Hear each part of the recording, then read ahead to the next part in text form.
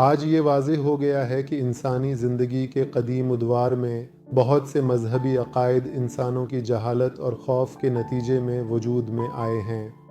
کیونکہ جب قدرتی واقعات جیسے زلزلہ اور سیلاب اور طوفان اور اس طرح کے واقعات رونما ہوتے تھے، چونکہ وہ نہیں جانتے تھے کہ ان واقعات کا سبب کیا ہے، اس لیے وہ ان کو غیبی موضوعات جیسے دیوتاؤں اور غیبی امور کی طرف منسوب کرتے تھے۔ مثلاً وہ کہتے تھے کہ دیوتا ناراض ہو گئے ہیں اور اسی وجہ سے طوفان آیا ہے۔ اس بنیاد پر کچھ لوگ یقین رکھتے ہیں کہ یہی مسائل مذہب کی تخلیق کا باعث بنے ہیں اور انسان کے ذہن میں مذہب کی طرف رجحان پیدا کیا ہے۔ اچھا، اگر یہ بات ہے تو ہمیں کیوں اس چیز پر یقین رکھنا چاہیے جس کی جڑیں انسانوں کی جہالت اور خوف میں ہیں، اور اپنی زندگی کو اس طرح کے مسائل کی بنیاد پر منظم کرنا چاہیے،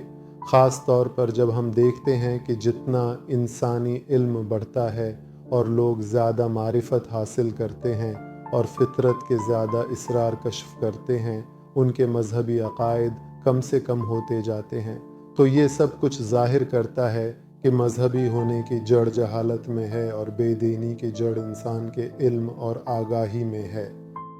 ہاں، یہ نقطہ ایک لحاظ سے درست ہے، لیکن کیا آپ جانتے ہیں کہ یہ مسئلہ کہاں سے پیدا ہوتا ہے؟ مسئلے کی اصل وہ قسم کی معرفت ہے جو خدا کے بارے میں ذہنوں میں موجود ہے، وہ خدا جس کی جڑیں انسان کی جہالت اور نادانی میں ہیں، انسانی علم کی نشو و نما اور فطرت کے اسرار کی دریافت کے ساتھ ایک طرف کر دیا جاتا ہے۔ اور کتنا اچھا ہے کہ ایسے خدا کو ایک طرف کر دیا جائے،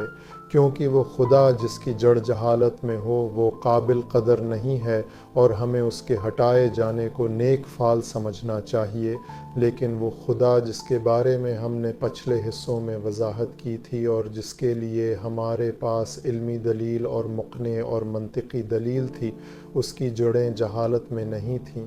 جس چیز نے ہمیں خدا کے وجود کا احساس دلایا اور اس پر ایمان لایا، وہ فطرت کے اسرار کا نہ جاننا نہیں تھا۔ وہ خدا جو منطقی دلیل سے ثابت ہوا ہو اور ہماری معرفت اور منطقی نظر میں جس کی جڑیں ہوں، جتنا انسانی علم زیادہ سے زیادہ ہوتا جائے، نہ صرف ایسا خدا پیچھے نہیں ہٹتا، بلکہ یہ حقیقی خدا انسانی علم کی ترقی کے ساتھ بہتر پہچانا جاتا ہے، اور جتنا ہم فطرت کے زیادہ عجائبات اور اسرار سے واقف ہوتے ہیں، اتنا زیادہ ہمیں احساس ہوتا ہے کہ خدا کتنا عظیم ہے اور اس نے کتنی باریک تدبیر اور کتنا حیرت انگیز نظام وجود پر حاکم کیا ہے۔